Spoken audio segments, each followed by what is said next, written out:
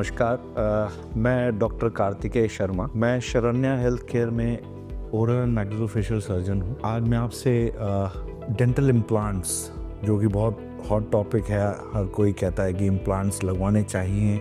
Implants क्या हैं, implants के बेनिफिट्स क्या हैं, इम्प्लांट्स के साइड इफ़ेक्ट्स क्या हैं या इम्प्लांट्स के और यूजेस क्या हैं, उसके बारे में एक छोटा सा ये वीडियो आपके साथ शेयर करना चाहता हूँ। हो सकता है ये आपको बड़ा लाभपूर्ण लगे। तो डेंटल इम्प्लांट्स, जैसा कि आप आजकल सुन रहे होंगे अपने फ्रेंड्स के द्वारा, अपने रिलेटिव्स के द्वारा कि डेंटल इम्प्लांट्स लगाना सेफ है या नहीं है, तो मैं आपको बताता हूँ डेंटल इम्प्लांट्स कोई नई चीज़ नहीं है। इम्प्लांट्स हमारे जो डॉक्टर्स हैं, ऑर्थोपेडिक सर्जन्स, वो कई समय से इसको यूज़ कर रहे हैं। जैसा आपने देखा होगा कि फ्रैक्चर्स, लॉन्ग बोन फ्रैक्चर्स में हीलिंग करने के लिए प्लेट्स आपने सुनी होंगी, रॉड्स, स्क्रूज, तो वही मटेरियल हम यूज़ कर रहे हैं जो कि बायोकम्पैटिबल है, पूरी तरह आपके शरीर को बिल्कुल नुकसान नहीं करेगा। ये मटेरियल एक FDA अप्रूव ग्रेड टाइटेनियम के द्वारा बनाया जाता है, जो बहुत बायोकम्पैटिबल है, किसी प्रकार की कोई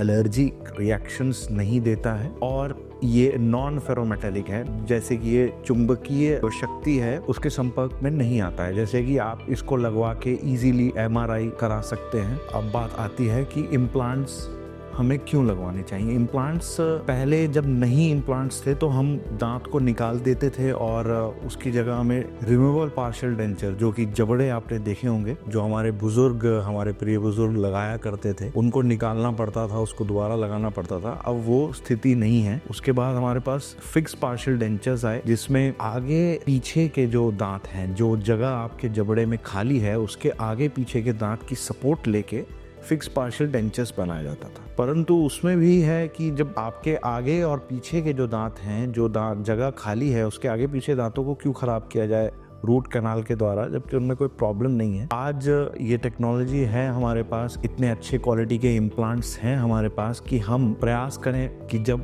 दांत नहीं बच पा रहा है, कई कोशिश के बाद कि रूट कैनाल सफल नहीं हो रही है, फिलिंग्स ठीक नहीं हो पा रही हैं, उससे दांत ठीक नहीं हो पा रहा है, तो हमें दांत आखिरकार निकालना पड़ता है। उस दांत को निकालते ही यदि आप प्रोफेशनल सर्जन के थ्रू वो इम्प्लांट प्लेसमेंट करवा रहे हैं, तो उसी प्रोसीजर के तहत जब आपका दांत हम निकाल रहे हैं, उस एरिया को, सॉकेट को क्लीन करके एंटीबायोटिक इरिगेशंस द्वारा हम उसी वक्त उनके इंजेक्शन में वो इम्प्लांट प्लेस कर सकते हैं, जो कि 3 महीने में हड्डी के साथ ओसो इंटीग्रेट होके एक स्ट्रॉन्ग जड़ का रूप ले लेगा, जिसके ऊपर हम एक पिलर लगा के क्राउन या कैप लगा सकते हैं, जिससे हमें आगे और पीछे के दांतों को डिस्टर्ब नहीं करना पड़ेगा। तो ये बात रही कि नकली जबड़ा या नकली दांत लगवाने से हम कैसे इम्प्लांट से बच सकते हैं और ये कितना नॉर्मल है और प्रोसीजर भी बड़ा टाइम सेविंग है।